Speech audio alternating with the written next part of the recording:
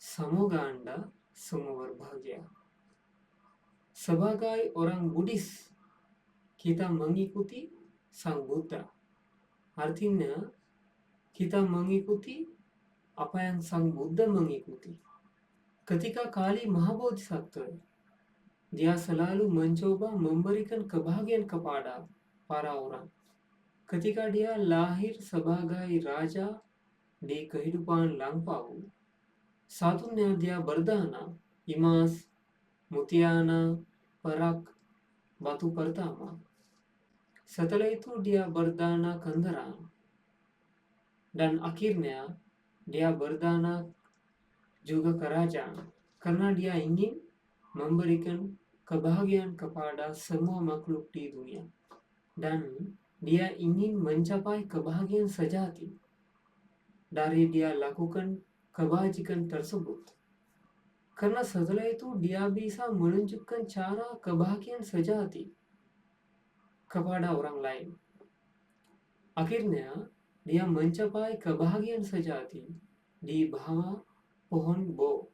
Tapi setelah itu pekerjaan Sang Buddha tidak berakhir. Sang Buddha telah berdiam 45 tahun. Selama 45 tahun masa Buddha, Sang Buddha hanya tidur 2 jam untuk 1 hari. Karena Sang Buddha ingin menunjukkan cara kebahagiaan sejati kepada semua orang dengan kekuatan yang dia bisa. Dia terhadap banyak masalah, tapi dia tidak berhenti karena dia tahu berapa keuntungan pencapaian yang dia dapat. Dan juga saat akhirnya dia mencoba menunjukkan cara kepada orang yang datang kepada dia. Anda harus bangga sebagai orang Sang Buddha karena tidak ada yang setara dengan dia. Anda adalah muridnya. Jadi kita harus lakukan apa yang guru kita bilang. Anda bisa lakukan kebaikan besar untuk dunia dan Anda bisa meninggal dunia bagaikan pelita yang padam. Saya akan menjelaskan satu cerita bagaimana siswa Sang Buddha membantu orang.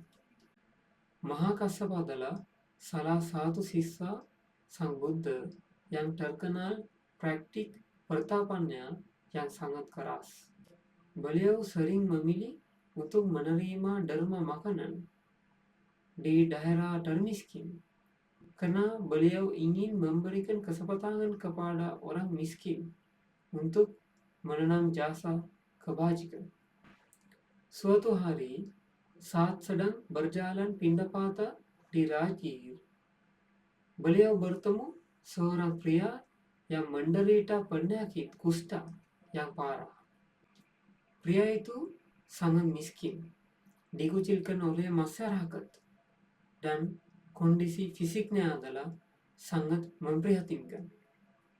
Melihat Mahakassapa berdiri dengan tenang di depannya, si penderita kusta merasa sangat terjerak dan juga malu dengan kondisinya. Dengan tangan yang gemetar, dia ingin mempersembahkan nasi sedikit sisa yang dia miliki ke dalam mangkuk sang tera. Saat dia memasukkan nasi ke dalam mangkuk, sebuah kejadian tragis terjadi. Karena penyakit kusta yang dideritanya, salah satu jarinya terlepas dan ikut jatuh ke mangkuk Dharma Mahakassapa dengan bersama nasi tersebut. Bagi orang biasa, hal ini akan menimbulkan rasa jijik atau ngiri. Namun, reaksi Mahakassapa menunjukkan pencapaian spiritualnya yang luar biasa. Beliau tidak menunjukkan rasa mual atau membuang makanan tersebut. Beliau menerima persembahan itu dengan keanggunan yang sama seperti jika dia menerima makanan dari seorang raja.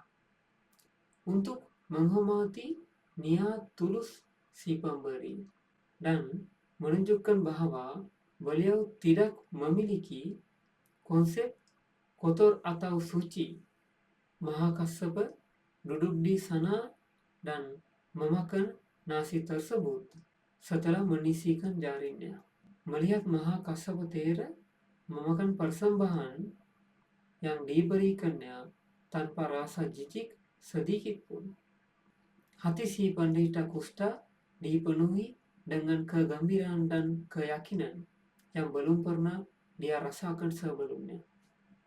Merasa dirinya dikucilkan dan dianggap menjijikkan oleh masyarakat, diperlakukan sebagai manusia dan dihormati oleh seorang arahant yang mulia, memberinya kebahagiaan tak terhingga. Tak lama setelah kejadian itu, dia meninggal dunia. Saat kematian menjemput, pikirannya dipenuhi dengan kegembiraan dan keyakinan terhadap Mahakassapa Thera. Berkat kekuatan niat yang mulia itu, segera setelah meninggal, dia terlahir kembali sebagai putra Deva yang sangat beruntung di alam Deva Tawatimsa. Itulah sebabnya murid Sang Buddha membantu orang-orang. Terima kasih atas perhatiannya. Mohon maaf jika ada yang kata-kata yang kurang berkenan. Sampai jumpa di video berikutnya. Semoga Anda semua berbahagia.